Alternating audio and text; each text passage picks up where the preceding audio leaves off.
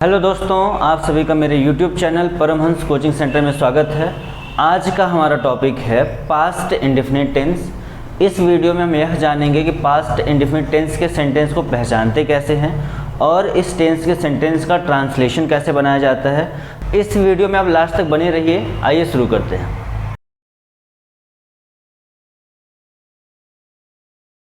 देखिए, past indefinite tense को पढ़ने से पहले सबसे पहले हम उसका इंट्रोडक्शन जान लेते हैं। देखिए, इस टेंस के हिंदी वाक्यों के अंत में ता था, ती थी, ते थे या आकारांत, इकारांत, एकारांत आदि शब्द लगा रहता है। मीन्स इसके लास्ट में या तो ता था लगा रहेगा, ती थी, ते थे या फिर आकारांत। आकारांत मीन्स होता है आ की मात्रा, इकारांत मीन्स होता है ई की मात्रा, एकारांत मीन्स होता है ए की मात्रा आदि शब्द लगा रहता है। जैसे एग्जाम्पल देख लेते हैं, मोहन विद्यालय जाता था।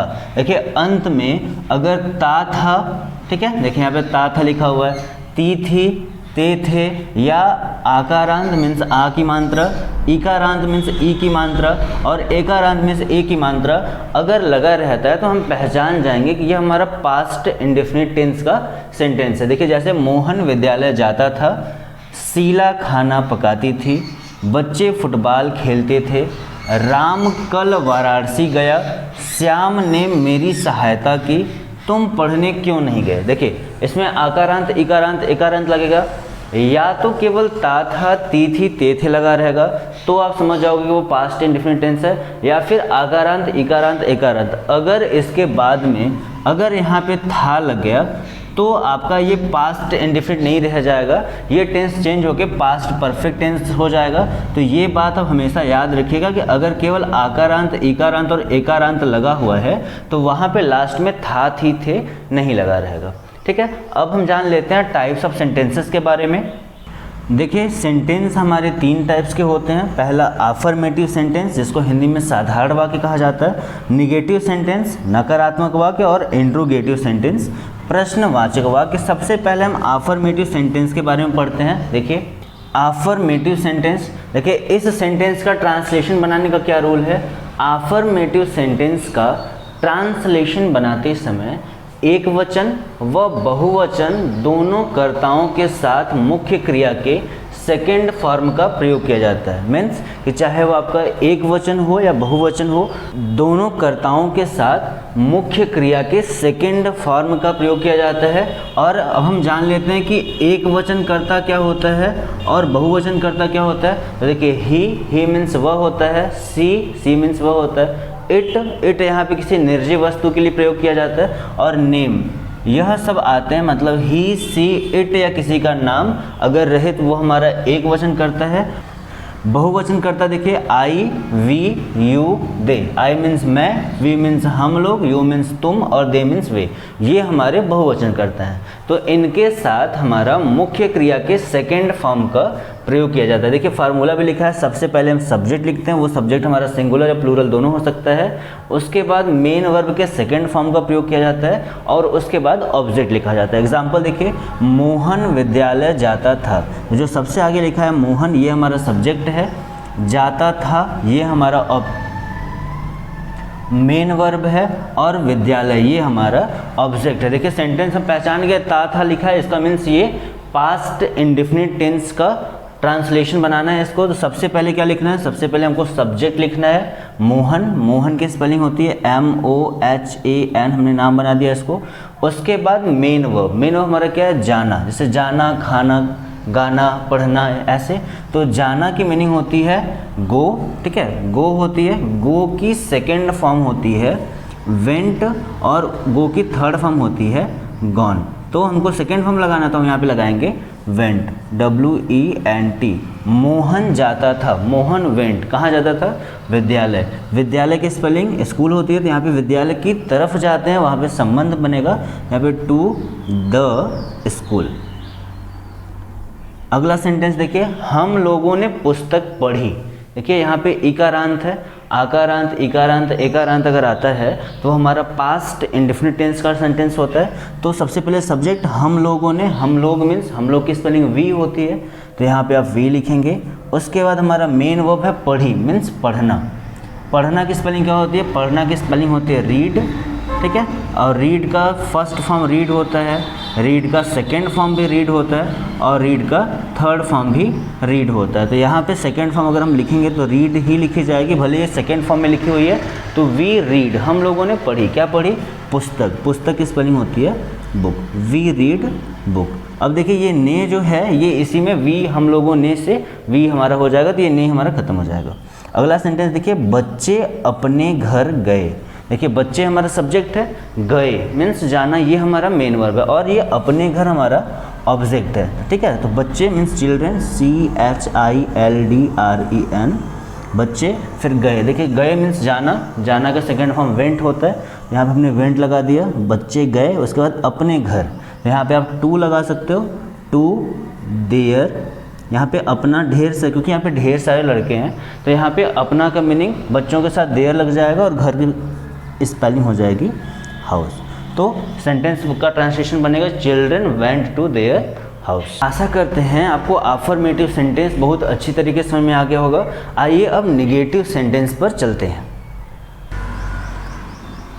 निगेटिव सेंटेंस देखिए, निगेटिव सेंटेंस का ट्रांसलेशन बनाते समय यदि वाक्य में नहीं आए तो सहायक क्रिया डिड लगाई जाती है, फिर नॉट, फिर मेन वर्ब के फर्स्ट फॉर्म का प्रयोग करते हैं, तथा यदि वाक्य में कभी नहीं आए तो डिड नॉट के स्थान पर नेवर लिखते हैं और मेन वर्ब के सेकंड फॉर्म का प्रयोग करते हैं। इसका मीन्स ये हुआ कि यदि वाक्य में केवल नहीं आएगा तो वहाँ पे हमको हेल्पिंग वर्ब डिड लगाना है, फिर नॉट, फिर मेन वर्ब के फर्स्ट फॉर्म का प्रयोग करते हैं। लेकिन जैसे ही नहीं के स्थान पर कभी नहीं आएगा वहाँ पर डिड नॉट हमारा हट जाएगा, डिड नॉट के प्लेस पर नेवर लिखेंगे और मेन वर्ब के वहाँ पे सेकंड फॉर्म का प्रयोग करते हैं। इसका मीन्स ये हुआ कि अगर हमारा हेल्पिंग वर्ब जहाँ हटा वहाँ पे सेकंड फॉर्म लगेगा, और इस टेंस में जहाँ जहाँ हेल्पिंग वर्ब रहेगा वहाँ पे फर्स्ट फॉर्म लगेगा। देखिए फार्मूला क्या है, अलग से है, ये केवल नहीं रहेगा तो ये इसका फार्मूला है, और ये अगर कभी नहीं आएगा तो ये उसका फार्मूला। देखिए सबसे पहले सब्जेक्ट लिखते हैं, अगर केवल नहीं आया रहेगा तो हेल्पिंग वर्ब डिड लगाएंगे, फिर नॉट लिखेंगे, फिर मेन वर्ब के फर्स्ट फॉर्म का प्रयोग करेंगे, फिर ऑब्जेक्ट लिखेंगे। लेकिन वही अगर कभी नहीं आ गया तो इस डिड नॉट के प्लेस पे नेवर हो जाएगा और मेन वर्ब के सेकंड फॉर्म का प्रयोग करेंगे। देखिए एग्जाम्पल्स, राम ने फल नहीं तोड़ा, इसमें केवल नहीं आया है, इसका मीन्स यहाँ पे ऊपर वाला फॉर्मूला लगेगा डिड नॉट। तो सबसे पहले राम सब्जेक्ट लिखा जाता है तो सब्जेक्ट लिखेंगे राम, उसके बाद यहाँ पे चाहे सिंगुलर सब्जेक्ट हो या प्लूरल सब्जेक्ट हो इसमें हेल्पिंग वर्ब डिड लगाते हैं तो डिड लगाएंगे, फिर नॉट लिखेंगे, राम ने नहीं, इतना कंप्लीट। तोड़ा, तोड़ना का प्लग होता है PLUCK। अब यहाँ पे फर्स्ट फॉर्म लिखना है तो सेम वही मीनिंग रहेगी, प्लग क्या नहीं तोड़ा, फल, फल की स्पेलिंग होती है फ्रूट, FRUIT। देखिए Ram did not plug fruit. आगे क्या है, हम लोग आज विद्यालय नहीं गए। देखिए यहाँ पे नहीं केवल आया, इसका मतलब ये फिर से केवल डिड नॉट वाला फार्मूला लगेगा। तो सबसे पहले सब्जेक्ट हम लोग, उसके बाद डिड नॉट, उसके बाद गए मेन वर्ब, उसके बाद विद्यालय, फिर आज कल परसों की स्पेलिंग सबसे लास्ट में लिखी जाती है। तो हम लोग की स्पेलिंग वी के साथ हेल्पिंग वर्ब डिड, फिर नॉट, उसके बाद मेन वर्ब गए, गए मीन्स होता है जाना, गो, कहाँ नहीं गए, विद्यालय, तो गो टू स्कूल। उसके बाद आज की स्पेलिंग हो जाएगी टुडे। अगला सेंटेंस देखते हैं, मैंने तुम्हें गाली नहीं दिया, कभी नहीं दिया। देखिए यहाँ पे कभी नहीं आया है तो इसमें क्या होगा कि डिड नॉट के प्लेस पे नेवर आ जाएगा और मेन वर्ब के सेकंड फॉर्म का प्रयोग किया जाएगा। मैंने सब्जेक्ट है आई, ठीक है। उसके बाद कभी नहीं, नेवर, NEVER। उसके बाद मेन वर्ब क्या है, गाली देना। यहाँ पे दिया अकेले हमारा मेन वर्ब नहीं हो सकता क्योंकि गाली कोई वस्तु तो है नहीं जो देगा वो। तो यहाँ पे गाली देना का एक मीनिंग होता है एब्यूज, ABUSE, और यहाँ पे इसका सेकंड फॉर्म लगाएंगे तो डी ऐड हो जाएगा। आई नेवर अब्यूज्ड, मैंने कभी नहीं दिया, क्या मैंने गाली कभी नहीं दिया। उसके बाद तुम्हें की स्पेलिंग यू, ठीक है। आशा करते हैं आपको निगेटिव सेंटेंस अच्छे समझ में आ गया है। आइए अब इंट्रोगेटिव सेंटेंस पर चलते हैं। देखिए इंट्रोगेटिव सेंटेंस इसमें क्या होता है, इसमें सेंटेंस हमारे 3 टाइप्स के होते हैं। पहला क्या होता है, या तो हमारा जो वाक्य है इंट्रोगेटिव का, या तो वो क्या से प्रारंभ हो जाएगा, या फिर उसके बीच में प्रश्न सूचक शब्द आ जाएंगे, या फिर उसमें नहीं या कभी नहीं, मीन्स वो नकारात्मक हो जाएगा।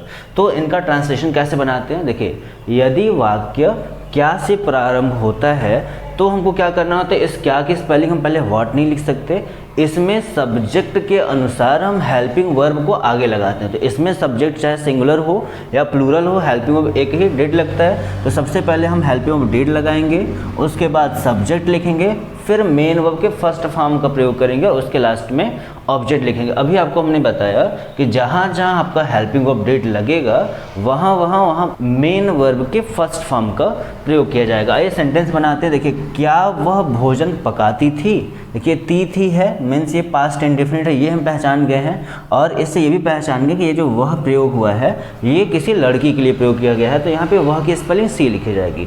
तो क्या वह भोजन पकाती थी, तो यहाँ पे क्या की स्पेलिंग क्या लिखी जाएगी, सबसे पहले हेल्पिंग वर्ब डिड, तो यहाँ पे हमने डिड लिखा, फिर उसके बाद वह की स्पेलिंग सी, क्या वह, डिड सी, हेल्पिंग वर्ब, उसके बाद सब्जेक्ट, फिर मेन वर्ब है पकाती थी, पकाना की स्पेलिंग होती है कुक, और यहाँ पे फर्स्ट फॉर्म में लिखना है तो कुक केवल लिखेंगे, उसके बाद भोजन की स्पेलिंग हो जाएगी food, did she cook food. अगला सेंटेंस देखिए, क्या तुम वहाँ प्रतिदिन जाते थे, देखिए तुम आया है, प्लूरल है, लेकिन फिर भी इनके साथ हमारा हेल्पिंग वर्ब डिड ही लगेगा, तो सब्जेक्ट के अनुसार डिड को सबसे पहले लिखा जाएगा, डिड यू, क्या तुम, उसके बाद जाते थे, मेन वर्ब जाना की स्पेलिंग गो, फर्स्ट फॉर्म है, सब हमने हेल्पिंग वर्ब लिखा, फिर सब्जेक्ट लिखा, फिर मेन वर्ब का फर्स्ट फॉर्म लिखा, उसके बाद ऑब्जेक्ट, वहाँ प्रतिदिन, तो वहाँ की स्पेलिंग होती है देयर, THERE, और प्रतिदिन की स्पेलिंग होती है एवरी डे या फिर डेली, ठीक है। तो इसका सेंटेंस का ट्रांसलेशन बनेगा, did you go their daily. अगला सेंटेंस देखिए, अगला नियम है कि यदि वाक्य के बीच में प्रश्न सूचक शब्द आ जाए। अब प्रश्न सूचक शब्द कैसे आता है, देखिए सेंटेंस लिखा हुआ है, राधा वहाँ क्यों गई, तुम आज क्या पढ़े, ठीक है।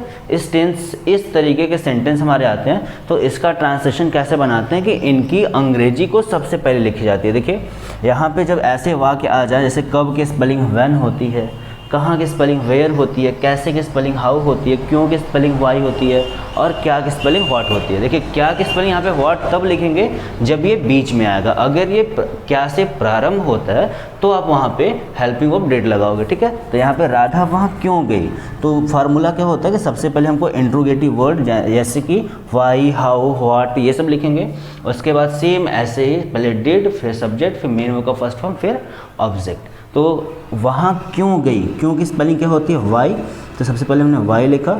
अब उसके बाद क्या करेंगे, हेल्पिंग वर्ब डिड, फिर राधा,